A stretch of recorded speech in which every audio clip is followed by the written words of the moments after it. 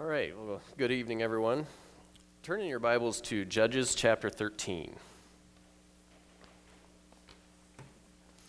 I'd like to talk about Samson tonight, and I really enjoy the story of Samson. Some of these judges, like Samson and Jephthah, some of the others, they're so interesting, and there's so much we can learn from them. And Samson was born about 65 years after Jephthah died. And the Philistines had ruled over the Israelites for 40 years. So, I don't know, was it 25 years after? So there were several judges that happened after Jephthah. And then the Philistines ruled them for 40 years. So let's pick up in Judges chapter 13, and we're going to read the whole thing. And the children of Israel did evil again in the sight of the Lord, and the Lord delivered them into the hand of the Philistines 40 years. And there was a certain man of Zorah of the family of the Danites, whose name was Manoah, and his wife was barren and bare not. And the angel of the Lord appeared unto the woman, and said unto her, Behold now, thou art barren and bearest not, but thou shalt conceive and bear a son. Now therefore beware, I pray thee, and drink not wine nor strong drink, and eat not any unclean thing. For lo, thou shalt conceive and bear a son, and no razor shall come upon his head. For the child shall be a Nazarite unto God from the womb, and he shall begin to deliver Israel out of the hand of the Philistines. Then the woman came and told her husband, saying, A man of God came unto me, and his countenance was like the countenance of an angel of God, very terrible. But I asked him not whence he was, neither told he me his name. But he said unto her, Behold, thou shalt conceive and bear a son. But he said unto me, Behold, thou shalt conceive and bear a son. And now drink no wine nor strong drink, neither eat any unclean thing, for the child should be a Nazarite to God from the womb to the day of his death. Then Manoah entreated the Lord and said, O my Lord, let the man of God which thou didst send come again unto us, and teach us what we shall do unto the child that shall be born. And God hearkened to the voice of Manoah, and the angel of the Lord came again unto the woman as she sat in the field. But Manoah, her husband, was not with her. And the woman made haste and ran, and showed her husband, and said unto him, Behold, the man hath appeared unto me that came unto me the other day. And Manoah arose, and went after his wife, and came to the man, and said unto him, Art thou the man that spakest unto the woman? And he said, I am. And Manoah said, Now let thy words come to pass. How shall we order the child? And how shall we do unto him? And the angel of the Lord said unto Manoah, Of all that I have said unto the woman, let her beware. She may not eat of the thing that cometh of the vine, neither let her drink wine or strong drink, nor eat any unclean thing. All that I commanded her, let her observe. And Manoah said unto the angel of the Lord, I pray thee, let us detain thee until we shall have made ready a kid for thee. And the angel of the Lord said unto Manoah, Though thou detain me, I will not eat of thy bread. And if thou wilt offer a burnt offering, thou must offer it unto the Lord. For Manoah knew not that he was an angel of the Lord. And Manoah said unto the angel of the Lord, What is thy name? And when thy sayings come to pass, we may do thee honor. And the angel of the Lord said unto him, Why seekest thou thus after my name, seeing it is secret? So Manoah took a kid with a meat offering, and offered it upon a rock unto the Lord. And the angel did wondrously, and Manoah his wife looked on. For it came to pass, when the flame went up towards heaven from off the altar, that the angel of the Lord ascended in the flame of the altar. And Manoah and his wife looked on it, and fell on their faces to the ground. But the angel of the Lord did no more appear to Manoah and to his wife. Then Manoah knew that he was an angel of the Lord. And Manoah said unto his wife, We shall surely die, because we have seen God. But his wife said unto him, If the Lord were pleased to kill us, he would not have received a burnt offering and a meat offering at our hands. Neither would he have showed us all these things, nor would at this time have told us such things as these. And the woman bare a son, and called his name Samson. And the child grew, and the Lord blessed him. And the Spirit of the Lord began to move him at times in the camp of Dan, between Zorah and Eshtaol. So it was a miraculous birth. And there are three names, I believe, that are in this story. There is Manoah, Samson, and Delilah. Okay, and Manoah's name means rest. And I don't know if the names are significant or not. It's just something that I found intriguing, and I'll talk about more of the other two names later. But Manoah's name meant rest, and the Israelites had no rest. They were being ruled by the Philistines. So it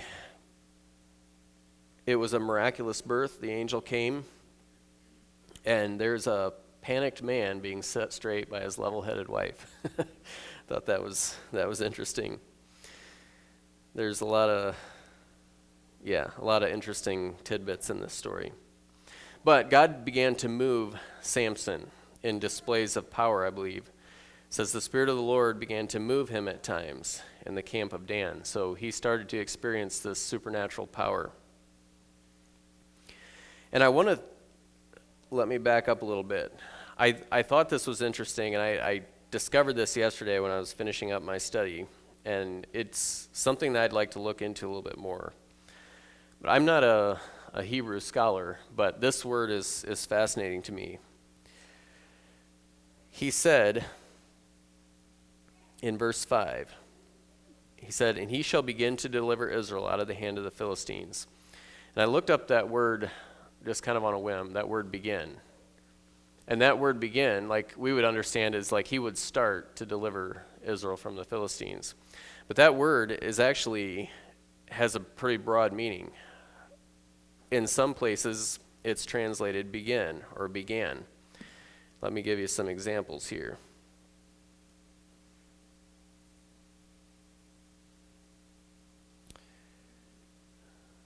Sorry, I lost my...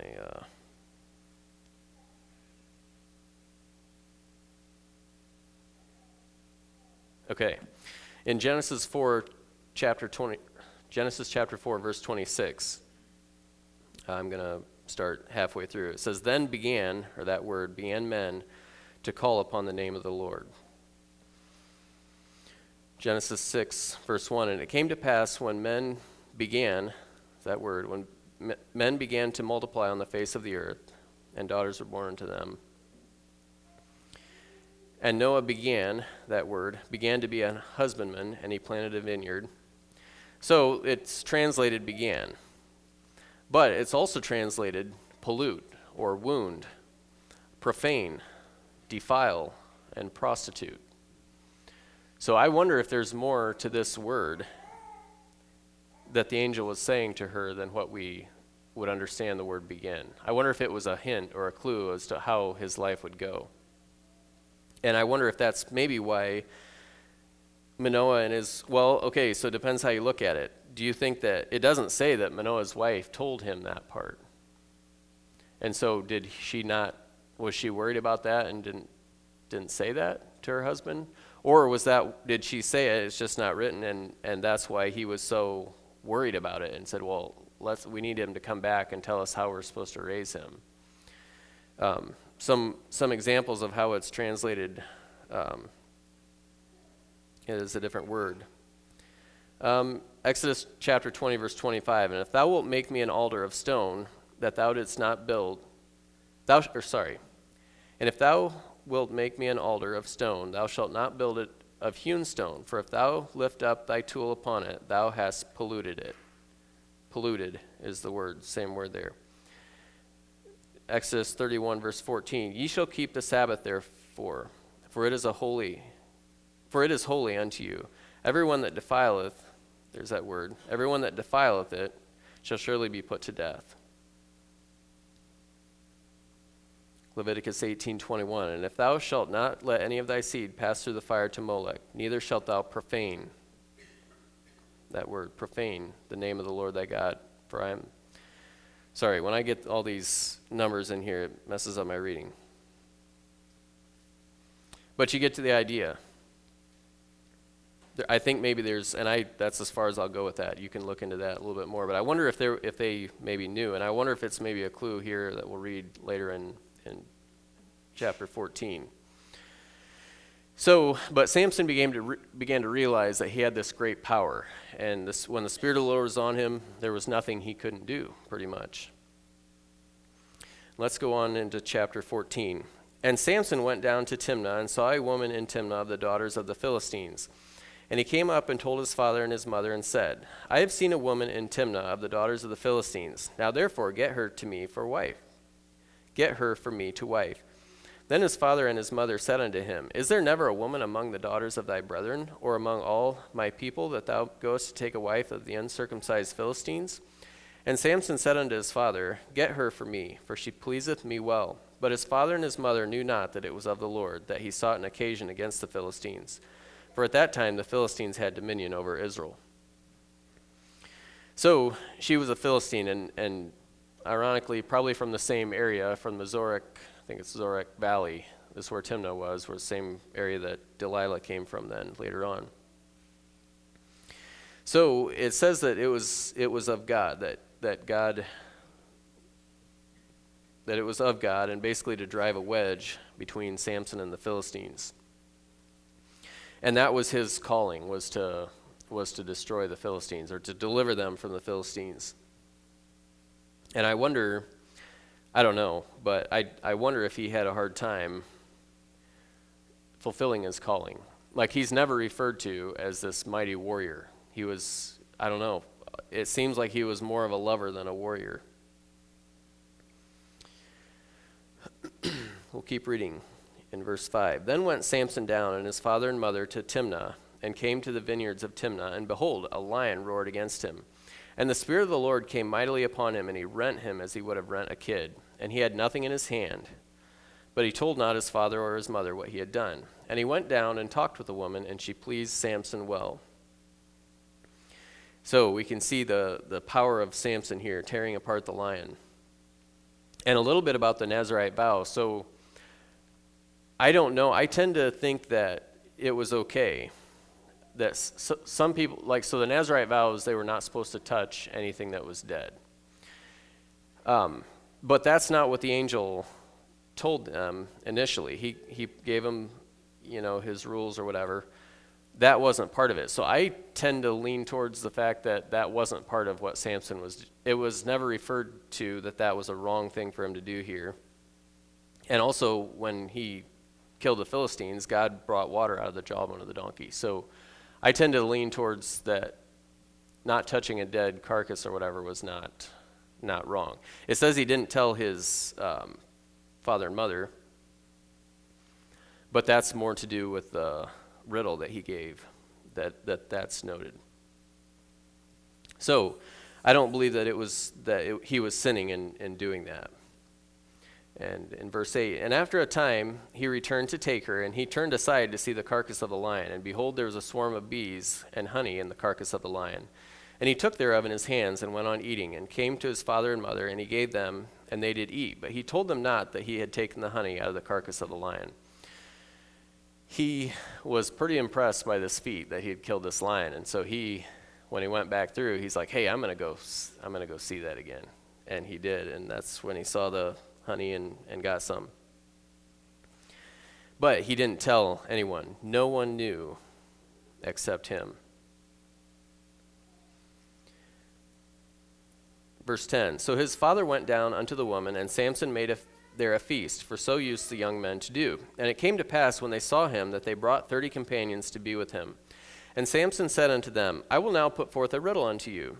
If ye can certainly declare it me within the 7 days of the feast, and find it out, then I will give you 30 sheets and 30 changes of garment. But if ye cannot declare it unto me, then shall ye give me 30 sheets and 30 changes of garments. And they said unto him, Put forth thy riddle, that we may hear it. And he said unto them, Out of the eater came forth meat, and out of the strong came forth sweetness. And they could not in 3 days expound the riddle. And it came to pass on the 7th day that they said unto Samson's wife, Entice thy husband, that he may declare unto us the riddle, lest we burn thee and thy father's house with fire. Have ye not called us to take that we have? Is it not so? And Samson's wife wept before him and said, Thou dost but hate me and lovest me not. Thou hast put forth a riddle unto the children of my people, and hast not told it me. And he said unto her, Behold, I have not told it my father nor my mother. And shall I tell it thee? And she wept before him the 7 days while their feast lasted. And it came to pass on the 7th day that he told her, because she lay sore upon him, and she told the riddle to the children of her people. These companions that they had, apparently that was part of their custom as well. So their marriage feast, and they brought in 30 companions to be with them. But it almost seemed like this was more of a contest, or it wasn't a friendship thing. Like there was some competition going on, and he's, hey, here's a riddle. And they accepted the challenge. They couldn't, and so they threatened his new wife. And they accused her of scheming against them. So they were the ones that invited them to be the companions there at this wedding. And now when they're there, they're going to take advantage of them. And because they can't solve this riddle, they threatened they were going to burn her and her house with fire. And she obviously is scared to death and desperate for her life. I guess she believed him, and so she begs him for the answer and gets pretty desperate. Finally, Samson gives in, and she tells them. And the men of the city said unto him on the 7th day before the sun went down. So they waited. Again, this was probably not a good relationship that they had. They waited till the very end, right before the sun went down, right before the deal was done. They said, what is sweeter than honey, and what is stronger than a lion? And he said unto them, if ye had not plowed with my heifer, ye had not found out my riddle. So nobody knew except for Samson and his wife. And obviously, Samson didn't tell, so he knew. And the Spirit of the Lord came upon him, and he went down to Ashkelon and slew 30 men of them, and took their spoil, and gave change of garments unto them, which expounded the riddle. And his anger was kindled, and he went up to his father's house. But Samson's wife was given to his companion, whom he had used as his friend. Samson was angry, and I could get that. He was betrayed by the woman that he loved. And he went back home and cooled off for a while. And I think this kind of gives us a clue maybe into his character a little bit. He was sensitive. This affected him deeply. It mattered to him. At a time where women were not valued, they were more of a possession, and multiple wives was common. Trust mattered to Samson. And he, wanted to be able to have a friendship, have a trust in his wife. And he was angry, and he left. And it would appear that Samson didn't know that his wife was given to his friend, which was, again, another betrayal.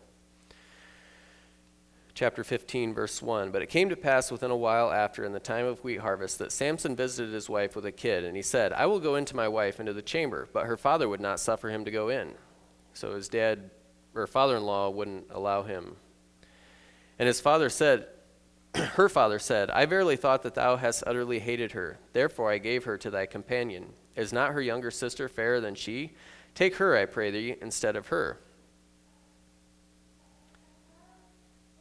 And Samson said concerning them, Now shall I be more blameless than the Philistines, though I do them a displeasure.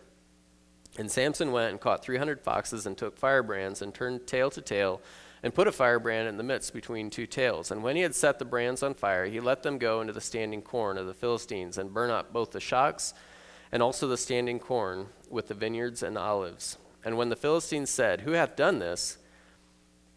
Then the Philistines said, Who hath done this? And they answered, Samson, the son-in-law of the Timnite, because he had taken his wife and given her to his companion. And the Philistines came up and burnt her and her father with fire. Samson decides to visit his wife and see if she would be reconciled. And it wasn't, so she was at fault. It wasn't Samson.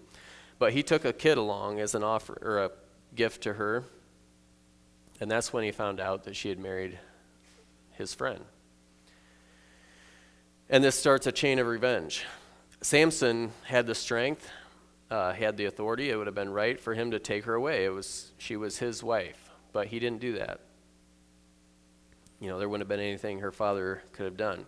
Instead, so this was kind of an interesting thing. So he couldn't go to the Israelites for judgment in this because she was a Philistine.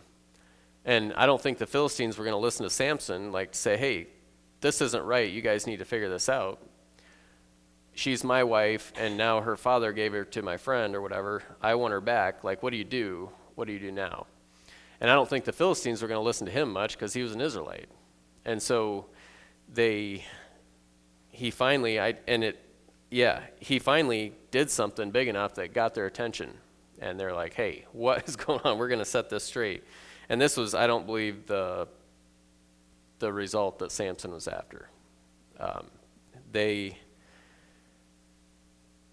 came and burned the wife that he wanted with fire, and she was dead. Grief upon grief. So Samson retaliates. And Samson said unto them, verse 7, though ye have done this, yet will I be avenged of you, and after that I will cease. And he smote them hip and thigh with a great slaughter. And he went down and dwelt on the top of the rock, Edom. Hip and thigh means without reserve, without restraint. He just went after them and killed them. And then he fled to the rock Edom, a fortress. And I imagine Samson being there alone, what may have been running through his head. The woman that I loved was not faithful to me, now she is dead. My friend was not faithful to me, now the Philistines are out to kill me.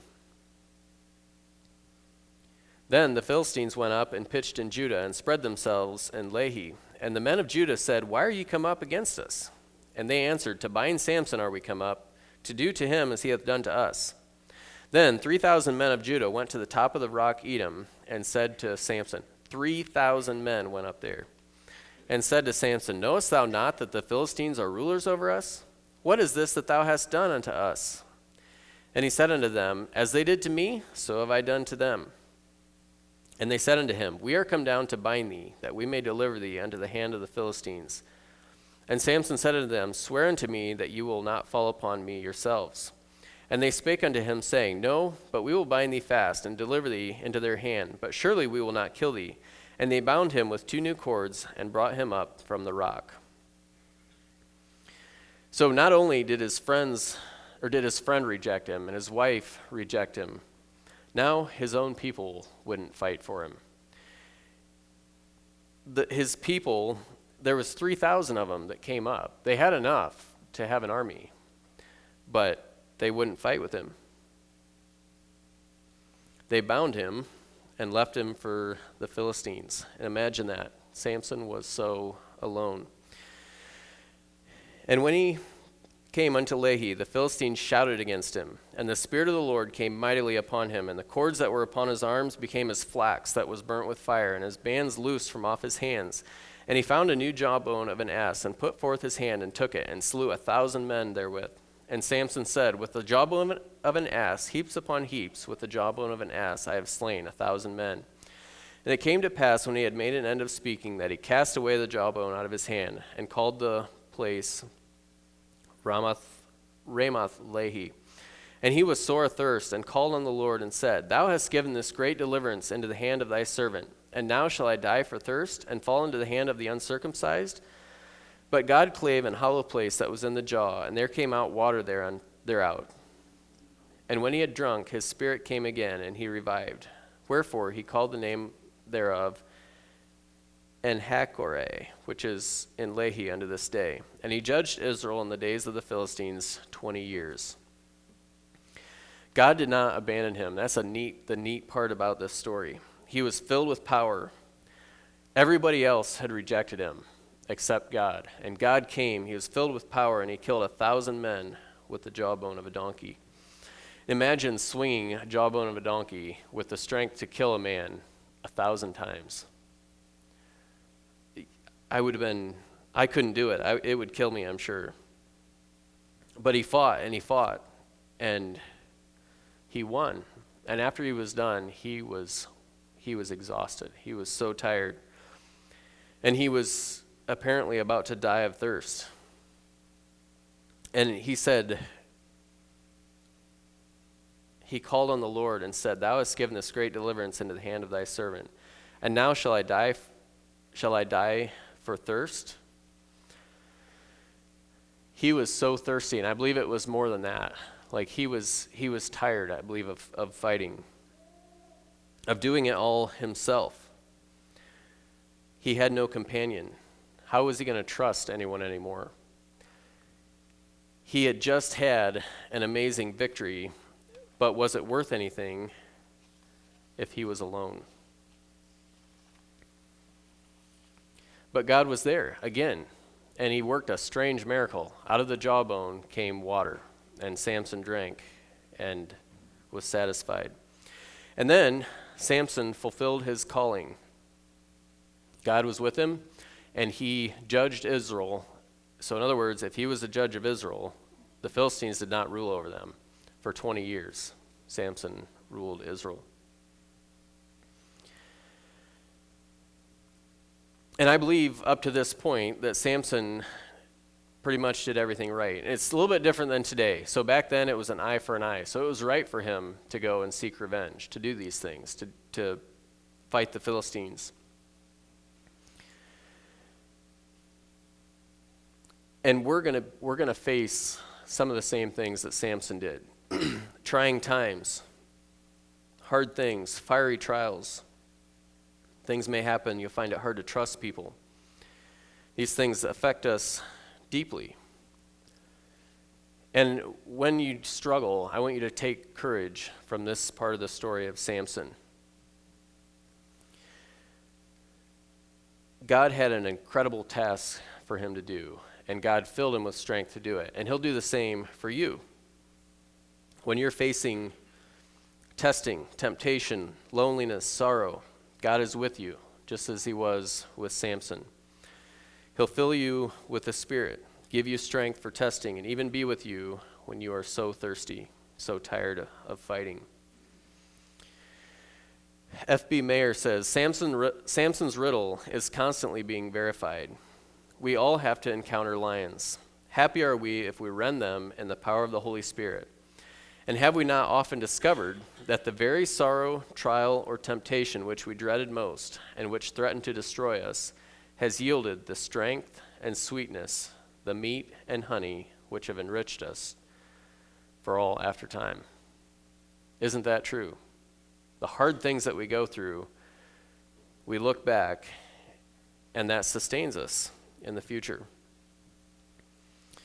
So, are you fulfilling the calling that God has placed on your life? To be strong in temptation, to be faithful, to love your brother, to put on the fruit of the Spirit. Suffering affects us, and Samson never remarried. I think that's interesting. These things become a part of us.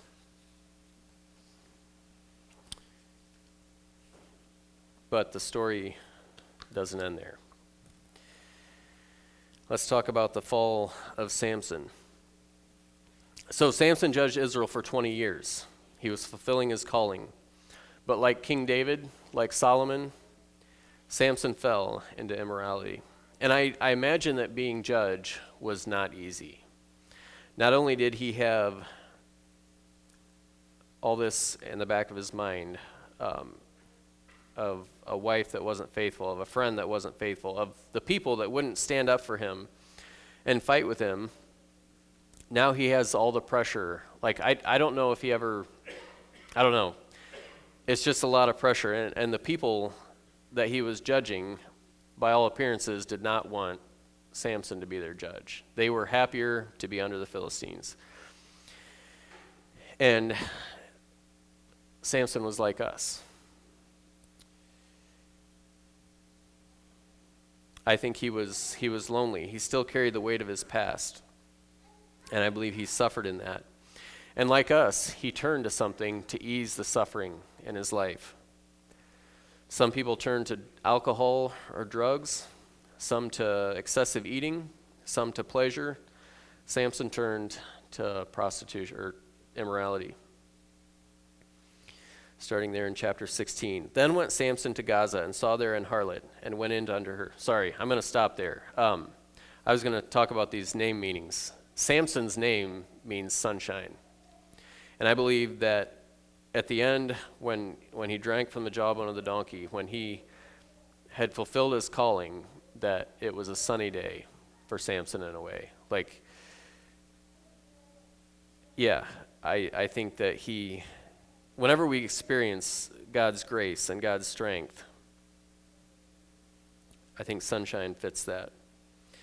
Then went Samson to Gaza and saw there an harlot and went in unto her. And it was told the Gazites, saying, Samson is come hither. And they compassed him in and laid wait for him all night in the gate of the city, and were quiet all night, saying, In the morning, when it is day, we shall kill him. And Samson lay till midnight, and arose at midnight, and took the doors of the gate of the city and the 2 posts, and went away with them, bar and all, and put them upon his shoulders, and carried them up to the top of an hill that is before Hebron. And it came to pass afterward, I was going to stop there. Samson sinned. He went to Gaza and slept with a prostitute. And God did not immediately leave him. In fact, God, again, filled him with strength that night, and he left with the gates of the city. And I imagine that this was a moment for Samson, a moment of decision. If you serve yourself, the pleasure is fleeting. He just served himself. If you serve the Lord, you will possess the gates of your enemy.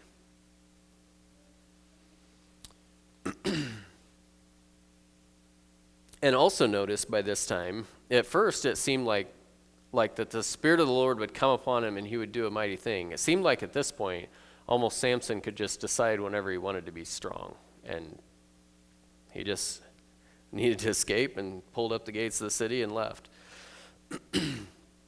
Verse 4, And it came to pass afterward that he loved a woman in the valley of Sorek, whose name was Delilah. And this is the third name that's here. And her name means languishing. And I believe that is a good word to describe Samson at this point. And the lords of the Philistines came up unto her and said unto her, Entice him, and see wherein his great strength lieth, and by what means we may prevail against him, that we may bind him to afflict him. And we will give thee every one of us 1,100 pieces of silver. And Delilah said to Samson, Tell me, I pray thee, wherein thy great strength lieth, and wherewith thou mightest be bound to afflict thee. And Samson said unto her, If they bind me with 7 green withs that were never dried, then shall I be weak and be as another man. Then the lords of the Philistines brought her up 7 green withs which had not been dried, and she bound him with them. I think those would have been bowstrings, Now there were men lying in wait, abiding with her in the chamber, and she said unto him, The Philistines be upon thee, Samson. And he brake the withs as a thread of tow is broken when it toucheth the fire. So his strength was not known. And Delilah said unto Samson, Behold, thou hast mocked me, and told me lies. Now tell me, I pray thee, wherewith thou mightest be bound. And he said unto her, If they bind me fast with new ropes that never were occupied, then shall I be weak, and be as another man. Delilah therefore took new ropes, and bound him therewith, and said unto him, The Philistines be upon thee, Samson. And there were liars in wait, abiding in the chamber. And he brake them from off his arms like a thread. And Delilah said unto Samson, Hitherto thou hast mocked me, and told me lies. Tell me wherewith thou mightest be bound. And he said unto her, If thou weavest the 7 locks of my head with a web. And she fastened it with the pin, and said unto him, The Philistines be upon thee, Samson. And he waked out of his sleep, and went away with the pin of the beam and with the web. And she said unto him, How canst thou say, I love thee, when thine heart is not with me? Thou hast mocked me these 3 times, and hast not told me wherewith thy great strength lieth. I want you to understand the struggle of Samson right now. Think about his past and how he wanted desperately a wife to love and that would love him back. And now here he is in that position of not being completely honest with his wife or his girlfriend or whatever. And I believe that Samson wanted to be. He wanted to be honest. He wanted to tell the truth. He wanted somebody to relate to. And it came to pass, when she pressed him daily with her words, and urged him, so that his soul was vexed unto death, that he told her all his heart, and said unto her, There hath not come a razor upon mine head, for I have been a Nazarite unto God from my mother's womb. If I be shaven, then my strength will go from me, and I shall become weak, and be like any other man. And when Delilah saw that she had that he had told her all his heart, she sent and called for the lords of the Philistines, saying, Come up this once, for he hath showed me all his heart. Then the lords of the Philistines came up unto her and brought money in their hand.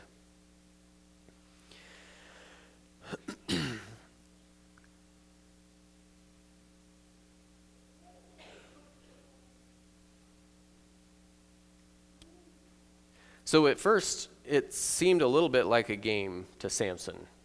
He kind of toyed with her, but it got pretty stressful. And Samson finally told her. And I'll keep reading. And she made him sleep upon her knees, and she called for a man, and she caused him to shave off the 7 locks of his head. And she began to afflict him, and his strength went from him. And she said, The Philistines be upon thee, Samson. And he woke out of his sleep and said, I will go out as other times before and shake myself. And he wist not that the Lord was departed from him. So the sin, I believe, was that the reason God left is because he broke the vow that the angel had told them. He shaved his head when the angel had said not to. And it doesn't say that he ever drank wine or anything. It seems that up to this point he had kept the Nazirite vow that the angel had told him to keep. And he, up to this point, and it's sad, like it's not even, and he had to have known that she was going to shave his head, I would think, but maybe not. I don't know. Maybe he thought she wouldn't do that. But, and this is the way it can be, in the end, it wasn't even Samson that did it. It was the girl he liked. But God departed.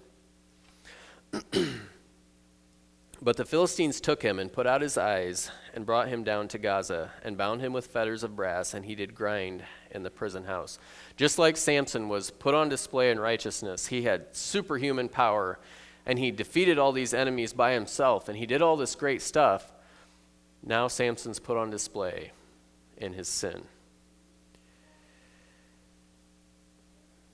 He had unimaginable suffering because of his disobedience. And I wonder what it would be like to be blind, to not be able to see. And not that, but having your eyes gouged out. It's a miracle, I guess, probably that he didn't die of infection. I wonder how he handled the regret.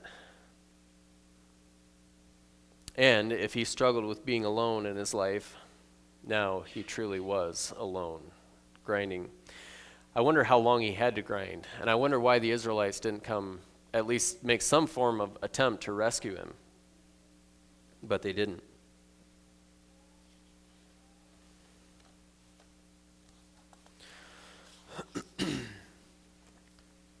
Howbeit, the hair of his head began to grow again after he was shaven. So that kind of gives you a glimpse, I think, into how long he probably ground, that his hair began to grow out again. Then the lords of the Philistines gathered them together for to offer a great sacrifice unto Dagon their god, and to rejoice. For they said, Our God hath delivered Samson our enemy into our hand.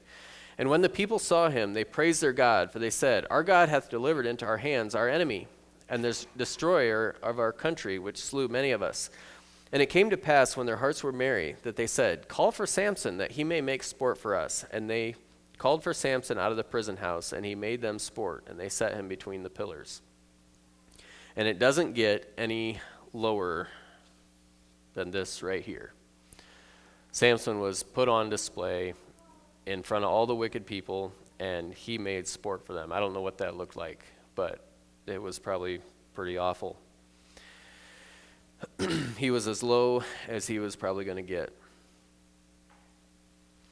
And Samson said unto the lad that held him by the hand, Suffer me that I may feel the pillars whereupon the house standeth, that I may lean upon them. Now the house was full of men and women, and all the lords of the Philistines were there. And there were upon the roof about 3,000 men and women that beheld while Samson made sport. And Samson called unto the Lord and said, O Lord God, remember me, I pray thee, and strengthen me, I pray thee, only this once. O God, that I may be at once avenged of the Philistines for my 2 eyes. And Samson took hold of the 2 middle pillars upon which the house stood, and on which it was borne up. of the one with his right hand and of the other with his left. And Samson said, Let me die with the Philistines. And he bowed himself with all his might. And the house fell upon the lords and upon all the people that were therein, so that the dead which he slew at his death were more than they which he slew in his life. Then his brethren and all the house of his father came down and took him and brought him up and buried him between Zorah and Eshtaol in the burying place of Manoah his father, and he judged Israel 20 years. So I love this part of the story. This is the most exciting part to me. Samson turned back to God. He repented. He was ready to do again what God had called him to do. And I love his prayer. It's simple, to the point. O Lord God, remember me, I pray you. Strengthen me, I pray you, just this once, one more time. Let me work with you again to do what you created me to do, that I may have vengeance for my eyes. And then it says Samson took a hold of the pillars, one with his right hand and one with his left, and he bowed himself with all his might. And he didn't know if God was going to show up or not. But God, in a moment, forgave him and was there. He said, Yes, Samson, I will fill you with strength, and then I'll take you home. No hesitation on God's part. No bargaining, no, just Samson, I'll take you as you are.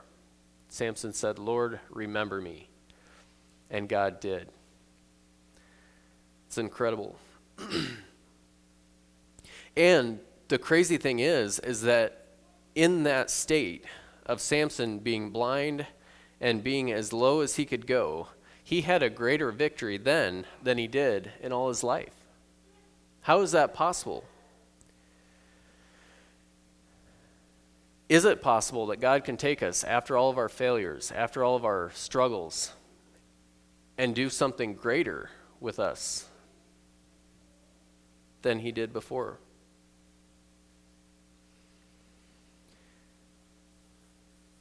If you think that your sin has affected your usefulness in the kingdom of God, according to this story, you're dead wrong. You can have a greater victory now than you've ever had before.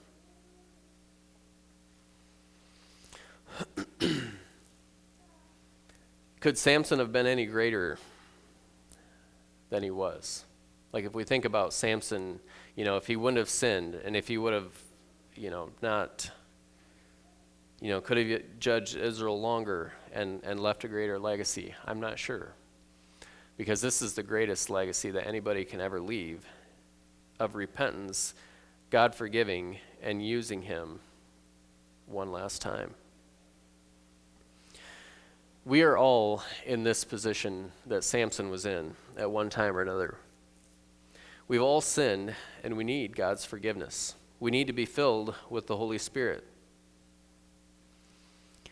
We all need to see the example that Samson leaves us. And I wonder where you're at in Samson's story. Like, are you more at the beginning where you're fulfilling God's calling on your life, where you're following God, winning victories? It doesn't have to end up here where Samson did. But maybe you're there. Maybe you are at a low place in your life. Maybe you've had victory, you've walked with the Lord, and now you're not in a good spot. Maybe now you're grinding in the prison house. We're not much different than Samson. And Samson's life puts it all on display, from the glory of serving the Lord and the power that comes from it to grinding in the prison house and the shame and the making sport for the Philistines. It's all on display. We're not much different than Samson, but you know what? Samson's in the faith chapter. As one of the guys that the writer of Hebrews said, there's not enough time to talk about the rest of these people that did all these mighty works. And I wonder if Samson would have lived, what story he would have told.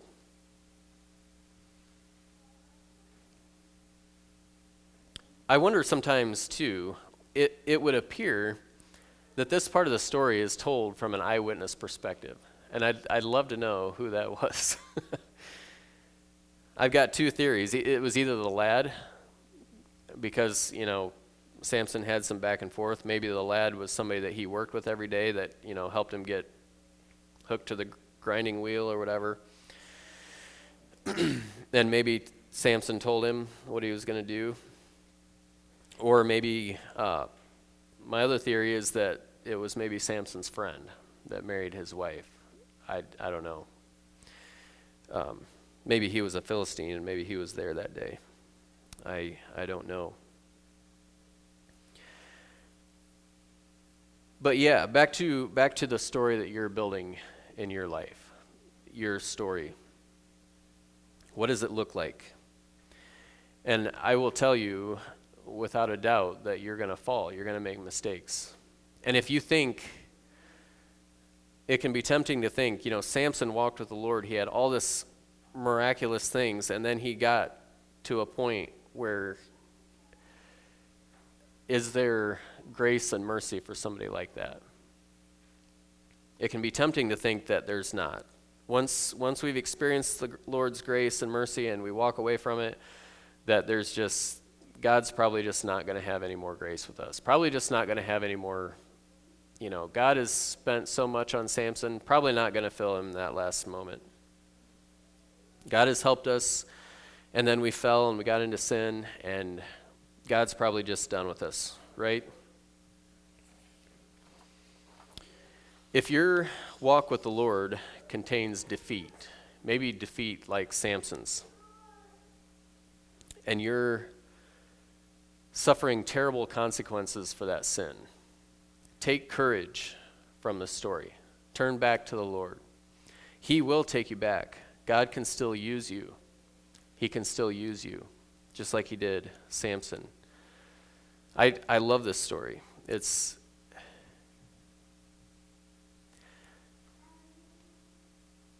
makes me think a little bit like, if you were here Wednesday night, you heard Kevin talk a little bit about when, I think it was Peter and John, and Peter offered the lame man not money, but healing. And it says that man held Peter and John when it was, he was celebrating and everybody was coming to see what was going on, and he held on to them. And I would have done the same thing. Somebody that gave me my legs back, that I can walk again, like got me out of prison. And that's how I feel when I read a story like this. Just the amazing God that we serve. And we just hold on to him and never let go. That's all I have. May the Lord bless you.